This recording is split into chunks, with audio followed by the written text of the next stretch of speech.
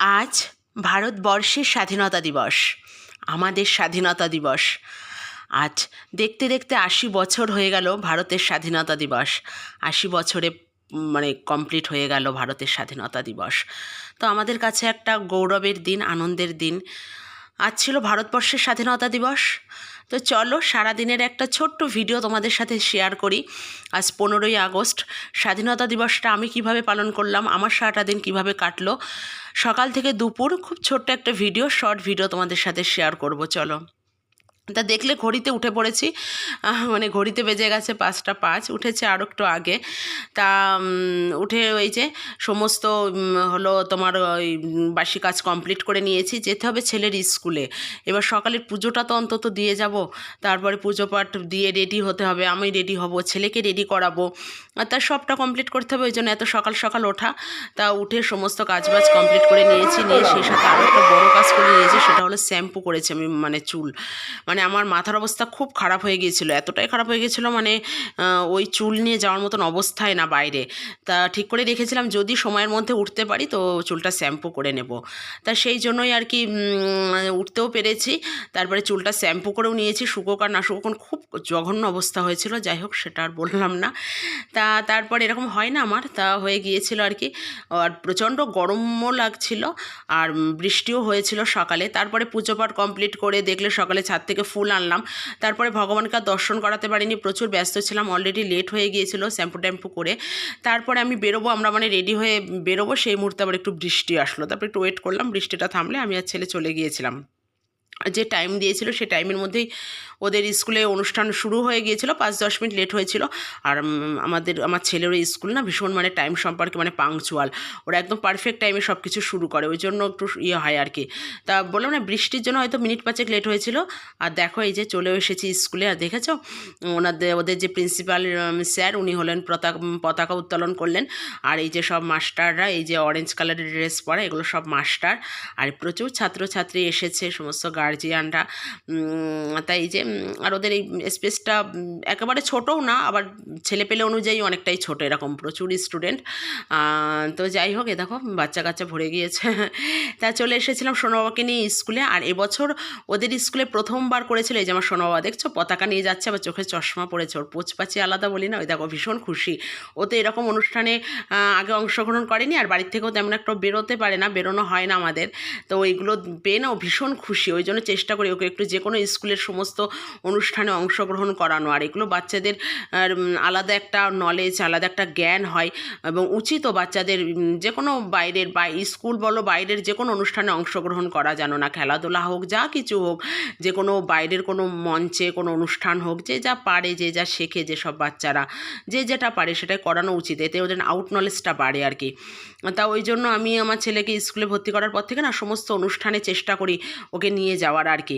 তো এই বছর ওদের স্কুলে ছিল এই যে পথসভা, যেটা রাস্তা দিয়ে যাওয়া। তা এর আগে তো 2 বছর পড়েছে, এর আগে কখনো ছিল না, স্কুলে অনুষ্ঠান হতো, ভেতরেই গান বাজনা নাচ যা হতো সব কিছু। যেমন শোনো বাবা দেখেছো, এই দেখো পতাকা হাতে নিয়ে চশমা টশমা পড়ে আছে, হ্যাঁ। তা স্কুলের ভেতরেই হতো। কিন্তু এবছর প্রথমবার এই যে এই পথসভা করেছিল, ওই রাস্তা দিয়ে হেঁটে এই আমার বাড়ির সামনে দিয়েই গেল আর কি, আমার শ্বশুর বাড়ির সামনে দিয়েই। আর এখানে সব এই বড় বড় এই যে বাচ্চাগুলো, মেয়েগুলো, এরা বড় ক্লাসে পড়ে, ওরা নাচ করছিল, 3-4 জায়গায় নাচ করলো দেখলাম। তো বেশ ভালো লাগছিল। তার সোনা বাবাও হাঁটছিল, ও তো ভীষণ খুশি। একটু কষ্ট হয়ে যায় অ্যাকচুয়ালি, ও এত হাঁটে না তো, ও একটু গবলু গাবলু টাইপের তো আমার ছেলে।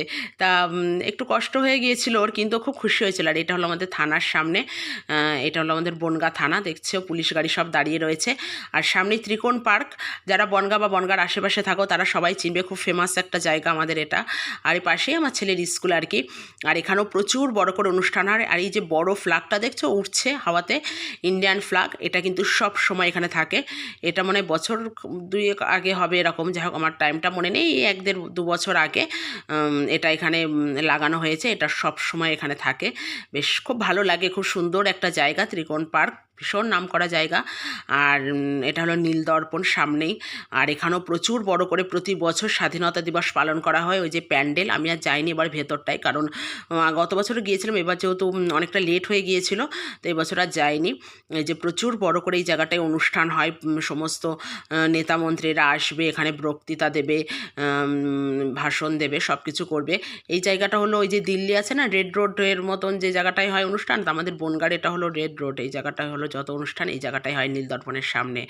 যত দুর্গাপুজোর সময় পজিশান বেরোয় এই রাস্তা দিয়ে সব যায়। এই জায়গাটা ওই রকম মানে দিল্লি রেড রোডের সমান।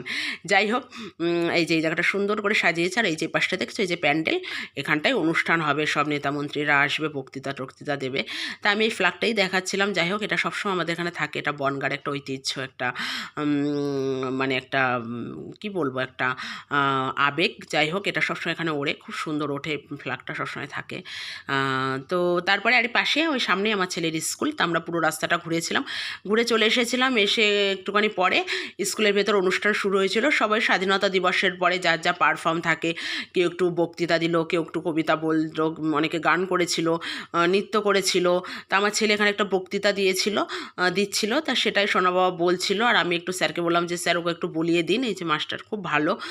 তা ও প্রায় সেই ছোট্টবেলা থেকে করে, তো ওকে সমস্ত স্যারেরা চেনে। তা বলো ঠিক আছে নিয়ে আসেন, কারণ অলরেডি লেট হয়ে গিয়েছে, বাড়ি গিয়ে তো কাজকর্ম থাকে, খিদে পেয়ে যায়, খেতে হবে, রান্নাবান্না আছে, কাজকর্ম তো আছে।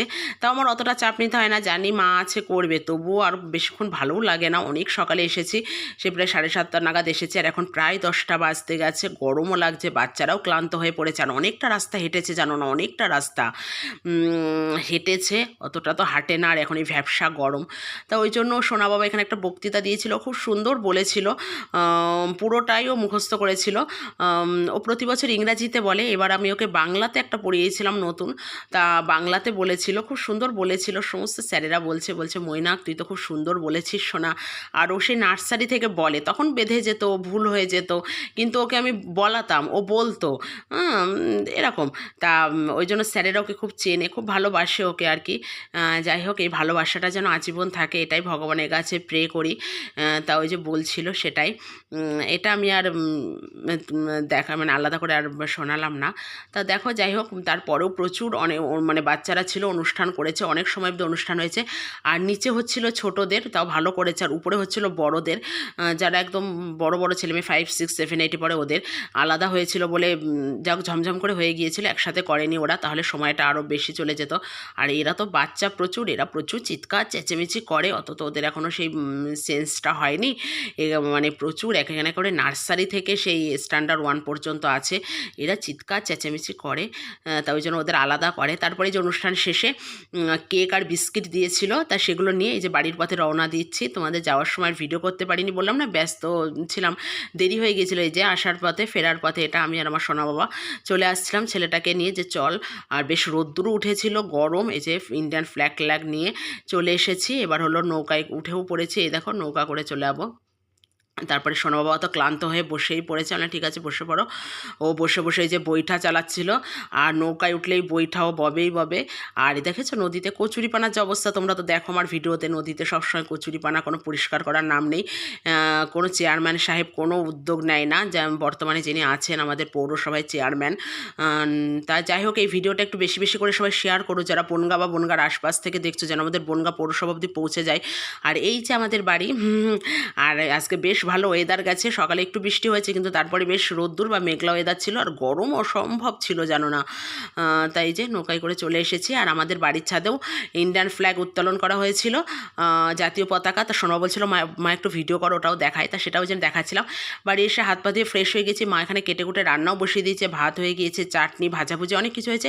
আর এটা হবে পনির আর ফ্রায়েড রাইস, আমাদের হবে ইলিশ মাছ, ভাত, ডাল, তরকারি সব হয়েছিল।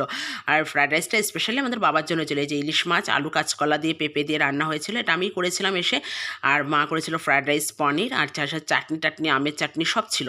তারপরে আমি এখানে একটু খেয়ে নিলাম, যেহেতু প্রচণ্ড খিদে পেয়ে গিয়েছিলো, আগে খেয়ে নিই, তারপরে রান্নাবান্না করেছিলাম। প্রচণ্ড কষ্ট হয়ে গেছিলো। আর সবথেকে কষ্ট হয়েছিল যে মাথা শ্যাম্পু করেছিলাম না, চুলটা, তা এত গরম লাগে না শ্যাম্পু করলে, মানে স্নান করেই চলে গিয়েছিলাম, প্রচণ্ড গরম লেগে গিয়েছিলো। দেখবে স্নান করে বাইরে বেরোলে খুব গরম লাগে, কিন্তু কোনো উপায় ছিল না, তাই চলে গিয়েছিলাম। মানে স্নান করে নিয়েছিলাম আর কি, যেহেতু আর না গেলেই নয়। তো এই ভিডিওটা এই পর্যন্তই, বেশি লম্বা করিনি। চলো, কেমন লাগলো জানিও, ভালো লাগলে বেশি বেশি করে সাবস্ক্রাইব করো, শেয়ার করো, আর কমেন্ট করতে কিন্তু একদম ভুলবে না।